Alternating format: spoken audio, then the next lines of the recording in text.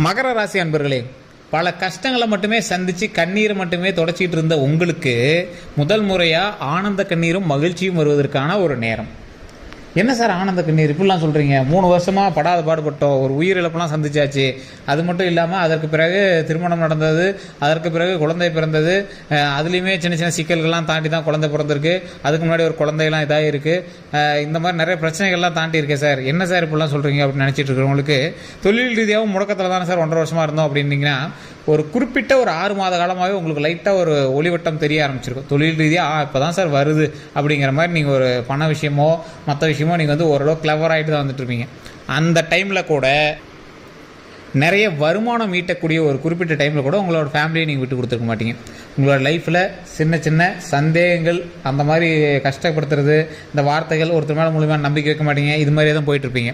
இது மட்டும் இல்லாமல் ஒரு குறிப்பிட்ட காலகட்டத்தில், அதாவது உங்களுடைய ஒரு 6 மாதம், ஒரு 6 மாதம் கரெக்டாக 6 மாதத்துக்கு முன்னாடிலாம், கரெக்டாக 6 மாதத்துக்கு முன்னாடியிலேருந்து ஒரு 3 வருஷம், அந்த 3 வருஷமும் உங்களுக்கு வந்து படாத பாடுபடுத்திருக்கும். இந்த 6 மாதம் உங்களுக்கு ஓரளவு கொஞ்சம் ஃப்ரீயாக விட்டுருக்கும். வருமானத்திலையும் சரி, குடும்பத்திலையும் சரி, எந்த ஒரு விஷயத்துலையும் கொஞ்சம் ஓரளவுக்கு உங்களுக்கு கிளியராகவே இருந்திருக்கும். இந்த 6 மாதத்தை தாண்டி இப்போ வந்து நிற்கிறீங்க.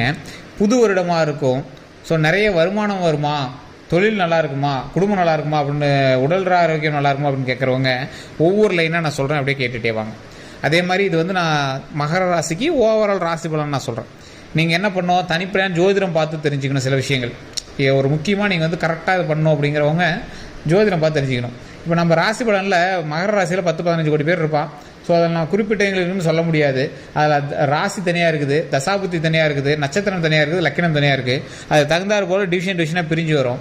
ஸோ இதெல்லாம் நீங்கள் பார்த்துட்ருக்கீங்க அப்படின்னா தனிப்படையான ஜோதிடத்துக்கு கீழே ஃபோன் நம்பர் கொடுத்துருங்க. ஃபோன் பண்ணிங்க அப்படின்னா ஃபோன் மூலமாகவே உங்களுடைய பேர், பிறந்த ஊர், பிறந்த நேரம், பிறந்த தேதி இருந்தது அப்படின்னா போதும். ஆட்டோமேட்டிக்காக கிளியராக எல்லாமே எக்ஸ்பிளைன் பண்ணிடுவாங்க.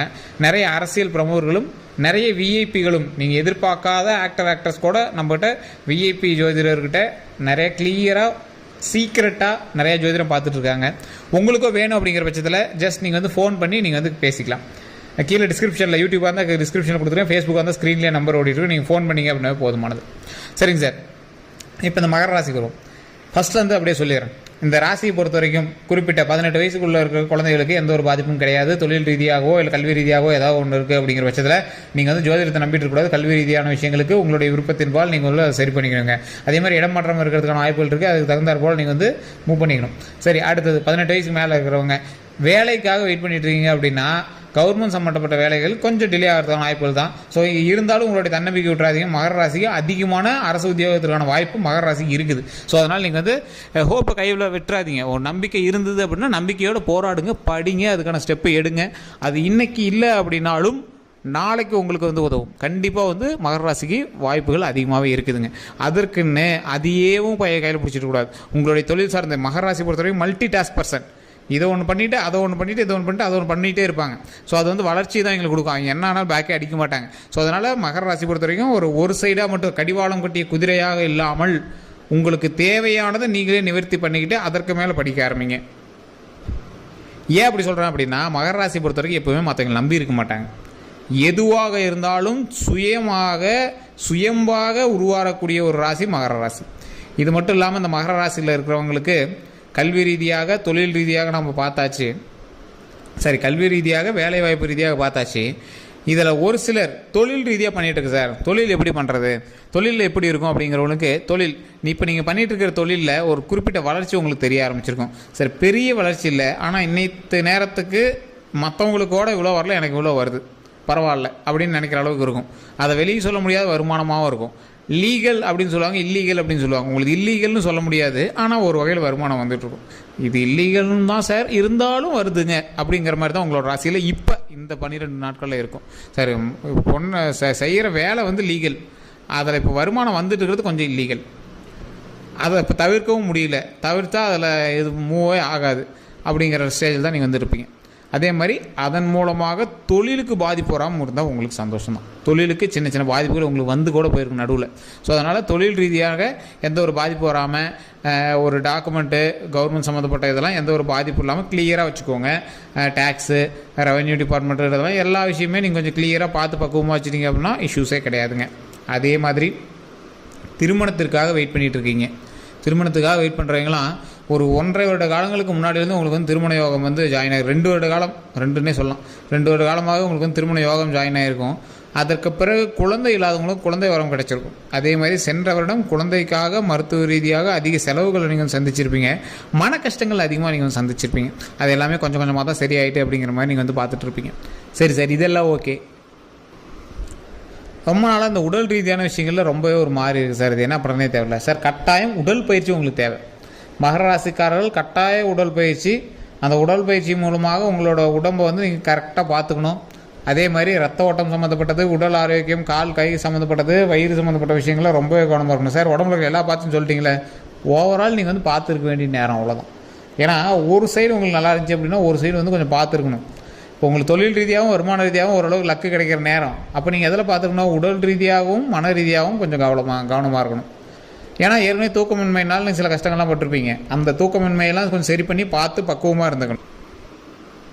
ரொம்ப நாளாக வெயிட் பண்ணிட்டு இருந்த சில வேண்டுதல்கள் ஏதாவது இருந்தது அப்படின்னா, கோயில் சம்மந்தப்பட்ட வேண்டுதல்கள் இருக்குது அப்படின்னா, அது ஞாபகம் இல்லை சார் அப்படின்னாலும் அதை கொஞ்சம் கேட்டு அதை கொஞ்சம் கிளியர் பண்ணிக்கிறது ரொம்பவே பரவாயில்ல. அதே மாதிரி ஏதாவது வேண்டுதல்கள் அப்படிங்கிறது குழந்தைகளுக்காகவோ இல்லை உடல் ரீதியான ஏதாவது ஒரு விஷயத்துக்காக நீங்கள் வந்து வேண்டுதல் வச்சுருக்கீங்க அப்படின்னா, அந்த வேண்டுதலை கேட்டு நிறைவேற்றுறது மட்டும் இல்லாமல் அடிக்கடி நீங்கள் வந்து குலதெய்வ வழிபாடு பண்ணி ஆகணும். ஸோ இந்த மகர ராசியை பொறுத்த வரைக்கும் குலதெய்வத்தினுடைய அருள் 100% உங்களுக்கு இருக்குது. அது இல்லைன்னு சொல்லவே முடியாது. உங்களுக்கே ஏதாவது ஒன்றா இன்டிமேட் பண்ணுற அளவுக்கு தான் இருக்கும். கடவுளே உங்களுக்கு வந்து முன்னாடி இன்டிமேட் பண்ணும். ஸோ இந்த மாதிரி இன்டிமேஷன் கொடுத்து சார் எனக்கு தான் புரியல அப்படின்னு நீங்கள் கொஞ்ச நாள் கழிச்சு கூட சொல்லியிருப்பீங்க. ஸோ அந்தளவுக்கு வந்து உங்களுக்கு எல்லாமே முன்னாடியே பாசிட்டிவ் வைப்பாக வந்து சொல்லக்கூடிய ஒரு நேரம் தான். அதனால் நீங்கள் வந்து கவலைப்படலாம் தேவையே கிடையாது. என்ன தான் குலதெய்வ வழிபாடு பண்ணிங்க அப்படின்னாலும் உங்களுக்கு வந்து ஃபஸ்ட்டு குலதெய்வ வழிபாடு, அதற்கு பிறகு உங்களுக்கு வந்து அதாவது எப்போவுமே வந்து உங்களுக்குன்னு ஒரு தனிப்படையான ஒரு தெய்வம் இருக்கும். அந்த தெய்வம் வந்து உங்களுடைய இஷ்ட தெய்வமாகவும் இருக்கும். திருப்பதி ஏழுமலையான இடத்துக்கு நீங்கள் வந்து அடிக்கடி போயிட்டு வருவீங்க. வருமானத்தை அள்ளித்தரக்கூடிய திருப்பதி ஏழுமலையானுடைய புகைப்படத்தை எப்போயுமே வீட்லேயோ அல்லது தொழில் செய்யக்கூடிய இடங்களையோ வச்சுருந்தீங்க அப்படின்னா இன்னும் பாசிட்டிவ். சிங்கிளாக நிற்பார். அப்படியே பார்த்தீங்கன்னா ஜெகன் அப்படியே ராஜ அலங்காரத்தில் திருப்பதி ஏழுமலையான் வந்து தனிப்படையான ஃபோட்டோவாக இருக்கும்.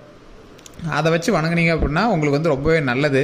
இந்த மகர ராசியை பொறுத்த வரைக்கும் நகையோ இல்லை நிலமோ அப்படின்னு ரெண்டில் வச்சு பார்க்கும்போது சேவிங்ஸ், இந்த 3 விஷயத்தை வச்சு பார்க்கும்போது உங்களுக்கு வந்து சேவிங்ஸு ப்ளஸ் நகை இதுதான் உங்களுக்கு செட் ஆகுமே தவிர, லேண்ட் வந்து உங்களுக்கு பூர்வீக சொத்தாக இருந்தாலும் சரி, அதே மாதிரி நீங்கள் எதாவது வாங்குறீங்க அப்படின்னாலும் ரொம்ப நாளாக தேடி தான் அலைஞ்சு வாங்குற மாதிரி தான் இருக்கும். அப்படியே இல்லைனாலும் உங்களோட வீட்டில் இருக்கிற யார் பேர்லையாவது வாங்குற மாதிரி தான் இருக்கும்.